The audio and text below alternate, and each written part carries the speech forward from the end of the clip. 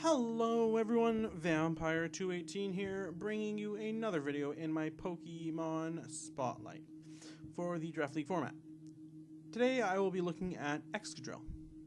Now, Excadrill is a ground steel type, meaning it has two immunities, electric and poison. It strongly resists rock.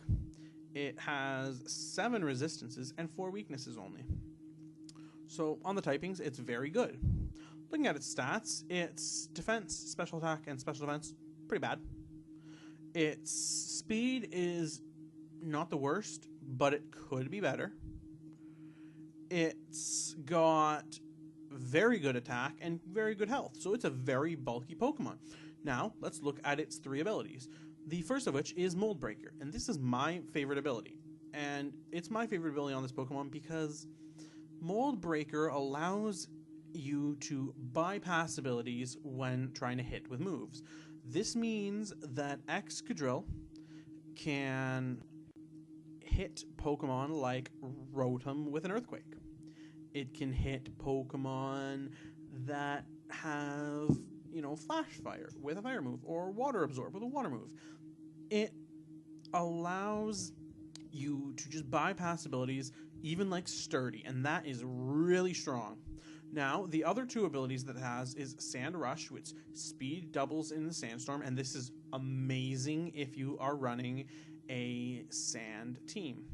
If you're running a Sandstorm team, Sand Rush is one of the best abilities because it takes your okay speed of 88 and it means that you are almost unstoppable. You become one of the fastest Pokemon in the league. And its other ability, Sand Force, means that your ground, rock, and steel type moves are increased by 30% in a Sandstorm, and it's viable, but comparing that to Sand Rush for a Sandstorm team, Sand Rush is just the superior ability for that type of team. Now, going over its tier, it is an OU, and it is an OU for a good reason. It is a type of Mon that you want to be picking up the first round that you can. And we will be going over some of the reasons why shortly. Looking at its moves, we know that this thing is going to be a physical attacker. We want to be running hard physical attacks on this Pokemon. Moves like Earthquake, which is a 100% accuracy and 100 hits, and physical. Great move to run. Other moves like Brick Break for the coverage of other steel types that don't get hit with ground type moves. Aerial Ace if you really need a flying type move for some reason. It gets Fling if you're really wanting to use a dark type move like Fling. It gets Iron Head to kill fairies. It gets Poison Jab to kill fairies and grass types. It gets rock coverage through Rock Slide and Rock Tome if you're really afraid of something. It gets Shadow Claw to kill ghosts and psychic types. It gets Submission as a less, and I do say less, fighting move because it's just not as good as Earthquake. You take a quarter of the damage in recoil. It is very inaccurate and it has 5%, or not even 5%, 5 more power. I don't think so. It gets Swords Dance, which means you can up its power, which is really good.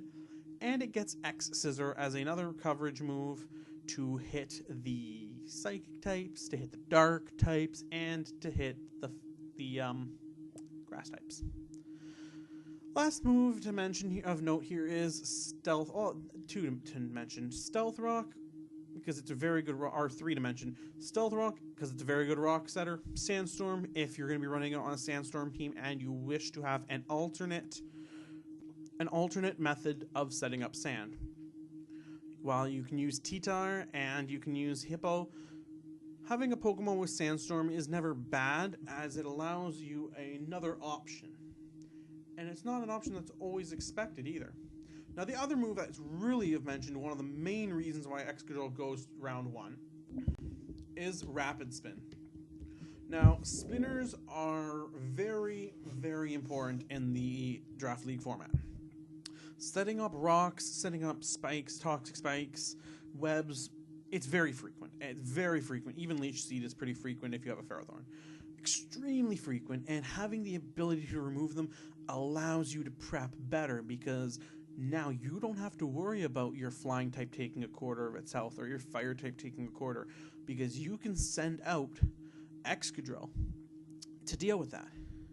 And as we see, Excadrill again is very resistant to rock types, so it's not taking normal damage from rocks, it's taking nothing from rocks, and then it'll rapid spin them away. It can set rocks itself, so it's pretty good. Now, going over the synergies, I've already said this thing amazing on a sand team. Pairing it with Hippo, Garchomp, or Titar, very strong, or any three of those, just very strong if you're wanting to build a strong sand-based team. In addition, because its weaknesses are fighting, ground, fire, and water, you might want to pair this with a water type so that it resists water and fire. You might want to pair it with a flying type to get rid of that ground weakness, or a psychic type so that you're not taking super effective damage from that fighting type move. You want to just be covering these weaknesses so you can do some strategic switches. And a flying type is doubly useful here because of that immunity to electric that you cover. Now, going into the weaknesses of your Excadrill, bulky water types, you can't do much for them. They can do a bit to you, and that's really bad because you're a bulky hitter, but you lose to a bulky water type because they just hit you harder. Ground types, you take quite a bit from ground, so you need to be wary of that. It's very hard for you to break through a steel type, like they said, and it's very hard for you to break through most physical walls in general. You have that capability, but it's just very difficult. And priority, you will have a hard time living to most priority moves because you will probably outspeed the first turn, may kill or may not kill depending on what you're facing, and then a well-placed priority move can just kill you, two of which are, Vacuum Wave and Mach Punch, which means now they're double effective. And that really sucks because now your Excadrill would be dead. So, just to go over the items, Life Orb is a very good item because it boosts your moves. Air Balloon's very good, but also Band. I like the Band, or if you're going for a bulky, you can go Leftovers too, but I really like going Choice Band. And I choose Choice Band because at that point, your attack is in the 600s. And when your attack is in the 600s and you have Mold Breaker, you're killing almost anything. You may be banded again, but you get to see what they're bringing, so you get to make a strategic choice. You do that EQ, and they're either forced to hard switch, take it, or take it and die. And that's really the benefit here. They have to switch into a flying type for them to resist Mold Breaker. They can't switch into a Levitate. Anyway, I've been Vampire218 here, bringing you a Pokemon Spotlight on Excadrill.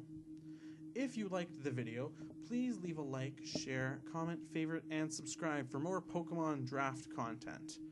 Bye!